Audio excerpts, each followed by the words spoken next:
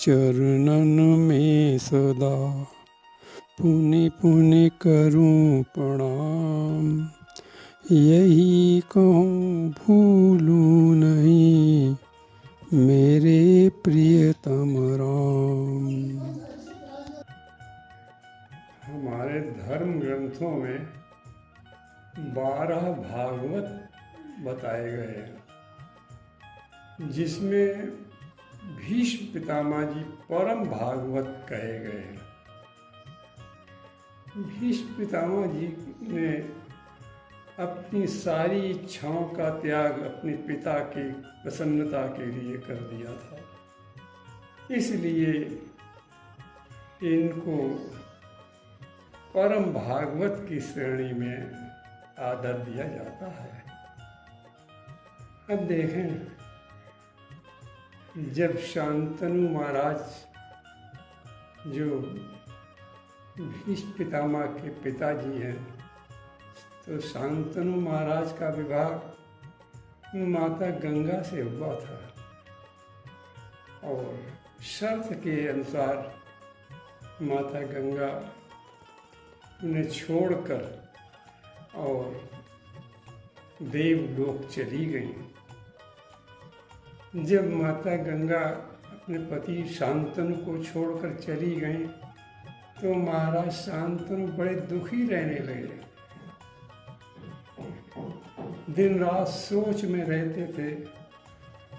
सोच में रहने से स्वास्थ्य भी बिगड़ रहा था।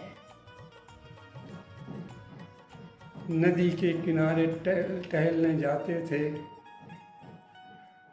एक मल्लाह कन्या, इसका नाम था सत्यवती, उसको देखकर महाराज शांतनु की इच्छा उससे विवाह करने की हुई, लेकिन मल्लाह कन्या सत्यवती ने कहा हमारे पिताजी निर्णय करेंगे। जब महाराज शांतनु ने उसके पिताजी से बात की तो उसने मना कर दिया। अब महाराज शांतनु और भी दुखी रहने लगे। भीष्म पितामह ने देखा कि हमारे पिताजी बड़े दुखी रहते हैं, कोई कारण समझ में नहीं आता है। इतना बड़ा साम्राज्य का राजा और इतना मुरझाए चेहरे से सिंहासन पर बैठता है। पितामह को ये अच्छा नहीं लग रहा था। वे अंदर बड़े दुखी थे। सोच रहे थे क्या करें, कैसे पिता का दुख दूर हो, कौन सा उपाय करें। एक दिन भीष्म पितामह ने मंत्रियों से पूछा कि आप लोग तो हमारे पिताजी के बहुत निकट रहते हैं, बताओ हमारे पिताजी को क्या दुख है। हमारे पिताजी बड़े चिंतित और दुखी रहते हैं। मंत्रियों ने कहा कि भीष्म पितामह, जब से तुम्हारी माँ गंगा देवलोक चली गई तब से इनका मन बहुत दुखी रहता है और नदी के किनारे सत्यवती नाम की कन्या है, लेकिन उसका पिता विवाह करने के लिए राजी नहीं हो रहा है। इससे ये हमारे महाराज और भी दुखी रहने लगे। भीष्म पितामह नदी के पास गए और उस मत्स्यगंधा के उस सत्यवती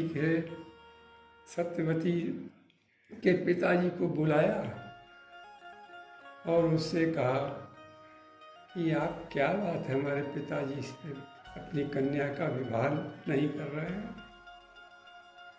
उसने कहा राजकुमार, सबसे बड़ी समस्या ये है कि तुम अपने महाराज के सबसे बड़े पुत्र हो और महाराज के शासन में तुम ही तो युवराज बनोगे और हमारी पुत्री का यदि हमने विवाह भी कर दिया तो हमारी पुत्री से जो संतान होगी वो कभी राजा नहीं बन पाएगी, कभी युवराज नहीं बन पाएगी। तो ऐसी समस्या हमारे सामने है, तो इन परिस्थितियों में हम अपनी कन्या कैसे आपके पिता को दे दें? भीष्म पितामह ने कहा कि पहले अपनी कन्या हमको दिखाओ, हम ये देखें कि हम आपकी कन्या हमारे पिता के योग्य है भी ये नहीं। उस मछुआरे ने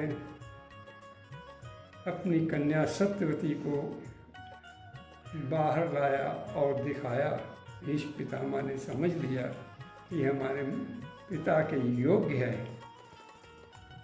तो उन्होंने उस मछुआरे से कहा कि मैं प्रण करता हूँ कि मैं कभी विवाह ही नहीं करूँगा, जो हमारी संतान होगी और हमारी संतान राजा बने, युवराज बने, और हम भी कभी भी युवराज नहीं बनेंगे, हम प्रण कर रहे हैं। तो उस मछुआरे ने कहा, महाराज समय आने पर ये सारी बातें लोग भूल जाया करते हैं, राज्य का लोभ ऐसा है कि आप अपनी प्रतिज्ञा को भूल जाएंगे। भीष्म पितामह गंगा जी की तरफ मुँह करके खड़े हो गए और कहा, मैं गंगा को साक्षी करके कह रहा हूँ, मैं दसों दिशाओं को साक्षी करके कह रहा हूँ, मैं सूर्य चंद्रमा को साक्षी करके प्रण कर रहा हूँ कि मैं कभी भी विवाह नहीं करूँगा, इससे हमारी संतान को मैं हमेशा अविवाहित ही रहूँगा अपने पिता के सुख के लिए। अब हमारे पिता के सुख के लिए अपनी कन्या दे दो। और भीष्म पितामह ने उस कन्या को लाकर महाराज शांतनु के बगल में सिंहासन पर बैठा दिया। ये है महाराज भीष्म पितामह का अपने पिता शांतनु के प्रति त्याग। इतना बड़ा त्याग कौन कर सकता है?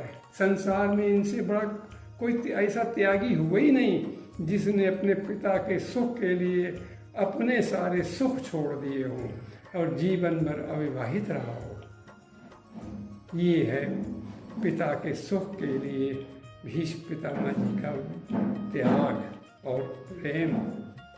तुलसीदास जी भी मानस में कुछ ऐसा ही वर्णन करते हैं, अनुचित उचित विचार तजी, जे पालई पितु बहन। यानी पिता की आज्ञा, तुलसीदास जी कहते हैं पिता की आज्ञा चाहे उचित हो चाहे आज्ञा अनुचित हो, लेकिन पुत्र का धर्म है कि उस अनुचित उचित का विचार छोड़कर केवल पिता की आज्ञा का मानना ही पुत्र का धर्म है। और जो पुत्र अपने पिता की आज्ञा चाहे उचित हो अनुचित हो उसका पालन करते हैं, पालन करना अपना धर्म समझते हैं, तो उन्हें मिलता क्या? ते भाजन सुख सुजस के, बसई सदा बसई अमर पति ऐन। वे बालक अंत में क्या, उन्हें संसार में तो यश मिलता ही है और उसके बाद वो भगवान के यहाँ भी सम्मान पाते हैं।